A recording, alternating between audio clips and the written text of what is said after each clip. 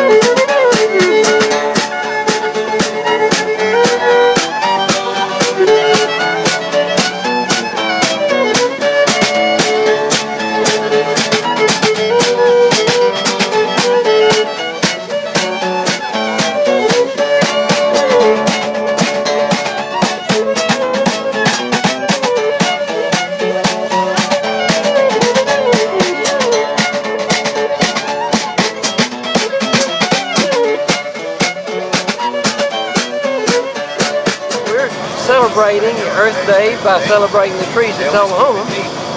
I'm chairman of the tree board, and our mission is to promote and protect the city trees, and we also advise our citizens about trees and how to care for them, and recommend trees to be put in place.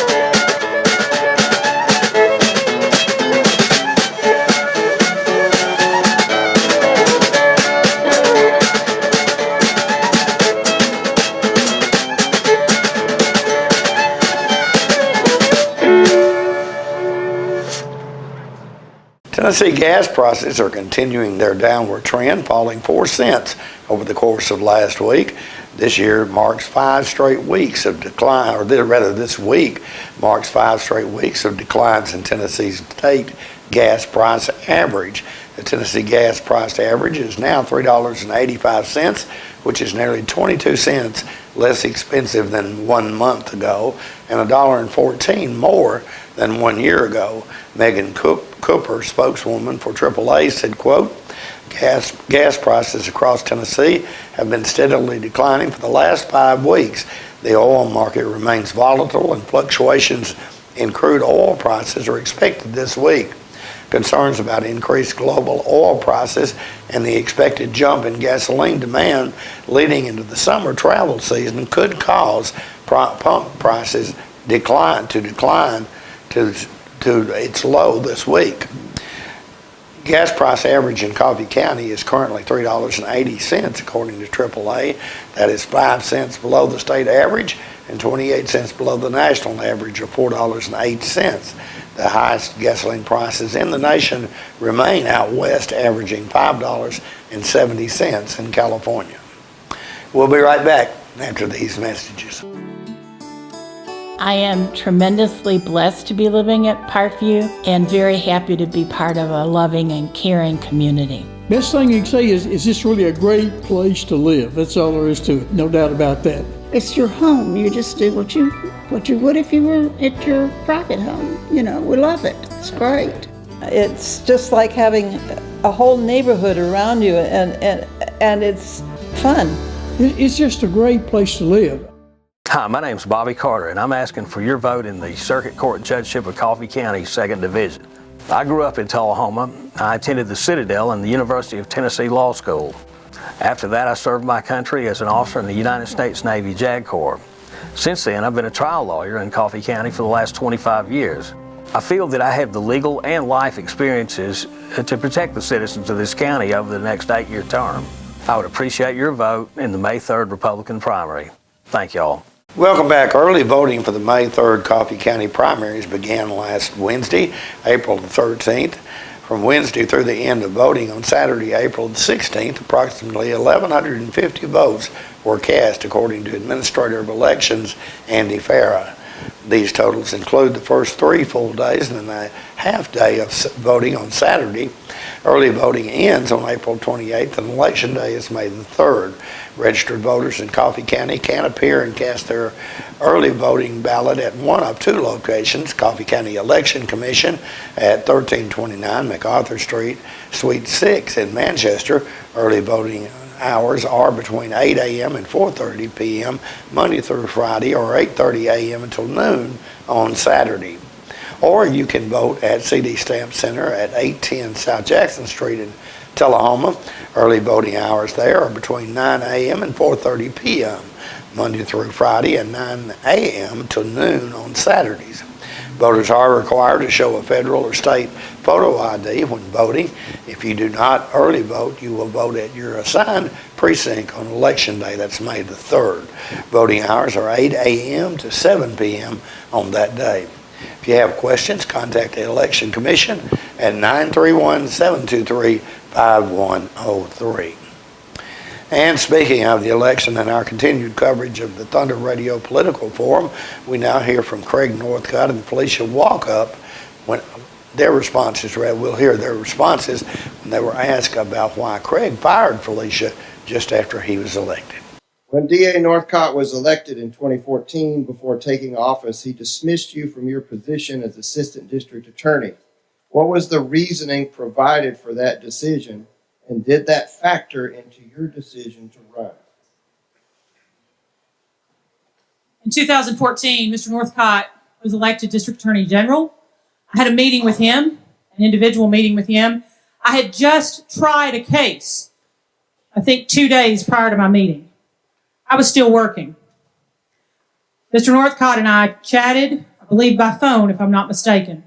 Mr. Northcott and I had some discussion about the things that I did as a prosecutor. Mr. Northcott asked me specifically why I could not get along with one defense attorney in the county. As a prosecutor, I was simply doing my job. Mr. Northcott told me I had made a decision to go ahead with a worthless check charge against one of his clients. I sat with the statute. I read the statute. Mr. Northcott believed, look, this is a civil matter. It was unusual. I read the statute. The facts fit the worthless check statute. I told Mr. Northcott, you folks may need to fight over this in civil court, but it fits the statute. I'm willing to dismiss the charge if your client pays restitution, and then if you so believe, you may go and deal with this in civil court.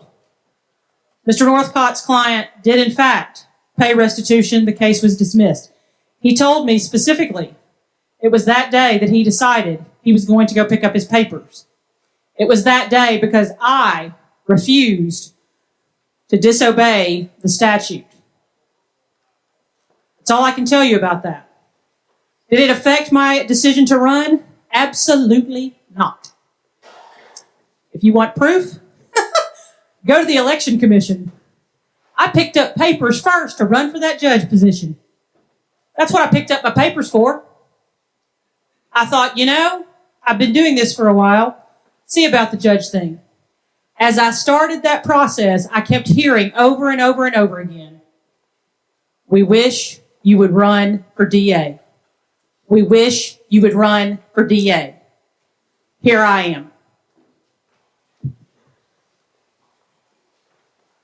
General Northcott, what was the reason or reasons for dismissing a sitting district attorney? Would that mean that you think that Ms. Walkup isn't a good fit for a job such as district attorney?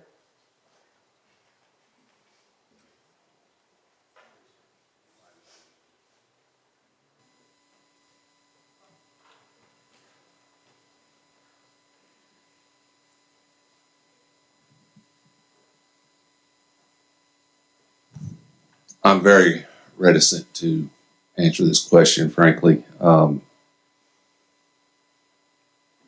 I think personnel decisions are private matters, and I go to great lengths to keep it that way. Yes, the case you described is not quite the way I remember it, but that was one of the many cases that I'd handled with Ms. Walkup over the years where she seemed unable to understand that her job is not to get a conviction, but to do the right thing. That there is prosecutorial discretion that we have to exercise correctly. And my problem was that I saw an attitude that reflected, as she just explained, if the book says it's a crime, I'm going to enforce it no matter what. No matter if it's fair, no matter if it is a situation where a man wrote a check for a car that was a lemon and he stopped payment on it, no criminal history, I'm going to convict him of a felony. That was her position. She wanted to convict a man for passing a worthless counterfeit bill to a gambling operation. I have a problem with that. That's not showing good discretion. I sat down with her face to face in my office. I discussed these reservations with her. I asked her straight out 3 times in that meeting, do you want to work for me? And what her answer was all 3 times? I don't know. As a future employer, what am I to do with that? I felt I had no choice but to tell her, I passed my job interview. I'm not going to have a job interview with you every single day. I think it's best for us to part ways. It was a hard decision. It's not a decision I wanted to make, but I felt like I had no choice, and I made the best decision I could for the citizens of Coffee County. More news is coming up in just a moment. It's not invoice. It's not MSRP. It's not Christmas Day, although it may feel like it. It's the lowest prices in Middle Tennessee, period. Get to Stan McNabb Chrysler Dodge Jeep Ram or Stan McNabb Chevrolet Buick GMC Cadillac before these prices are gone forever. At the time, maybe you were just building a bridge, a business, or a community.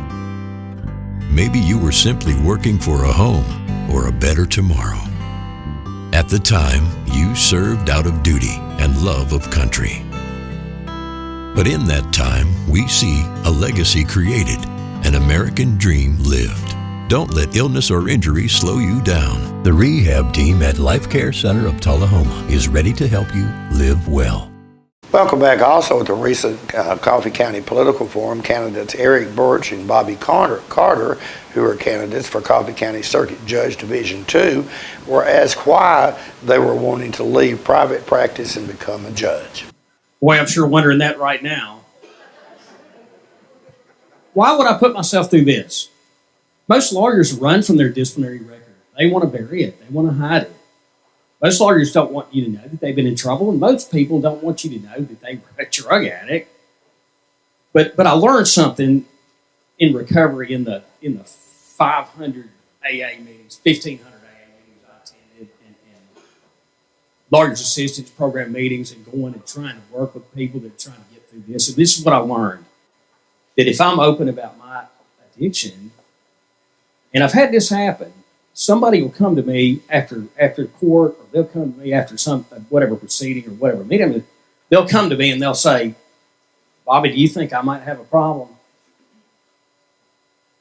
So there are two reasons why I've been open about this, and getting back to the private practice, there are two reasons that I'm open about that. One is I'm going to help somebody if they hear it, if I'm open about it. And number two is I'm not going to be a hypocrite. I may not get voted for, I may not get your vote, but I hope I got a little bit of your respect. I opened my law practice from ground zero. I was broke on April Fool's Day of 2012.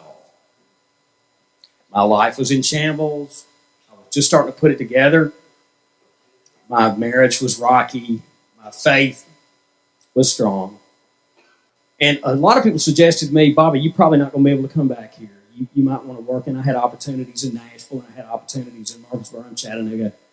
But I decided to plant my flag right here because people knew me here. I'm 59 years old, and I didn't want to go down being remembered by the 4 worst years of my life. And I don't want y'all to remember me by the first 4 worst years of my life. I want y'all to remember me by the 55 good years of my life.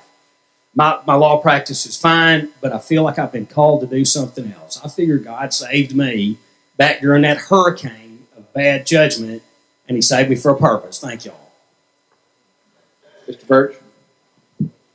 Well, first of all, he just made the point. 2012 was 10 years ago, and he talked about the previous 4 years. That'd be 14 years at the most, okay? Not 15 years.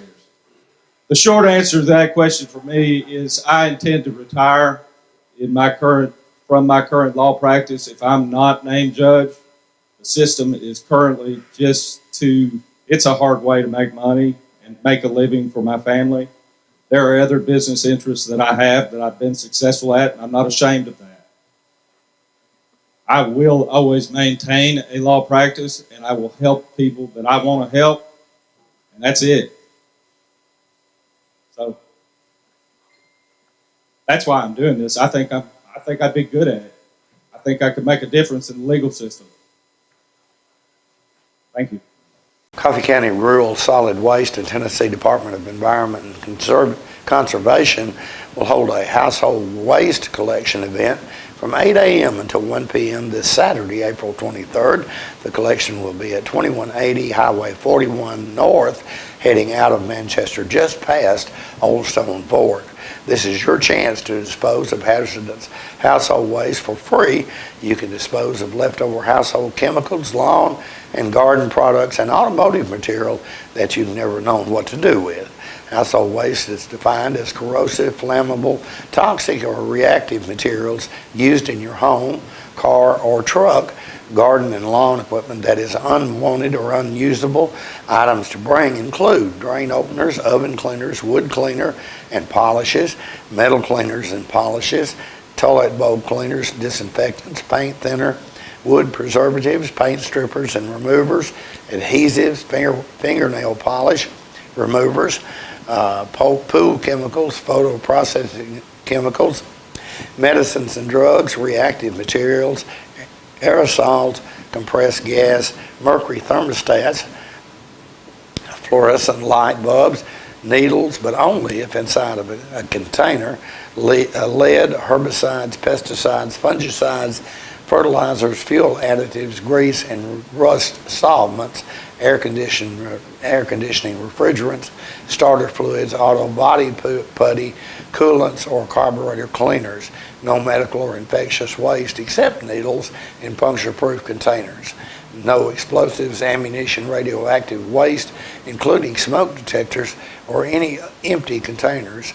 Waste from non-household sources such as businesses and farms will be accepted by appointment only after calling 615-643-3170. For additional information, you can call also 931-723-5139. Stay with us. We'll be right back. MacArthur Manor Assisted Living is passionate about creating better experiences for our Manchester seniors. Our residents describe us in a few words. Welcoming.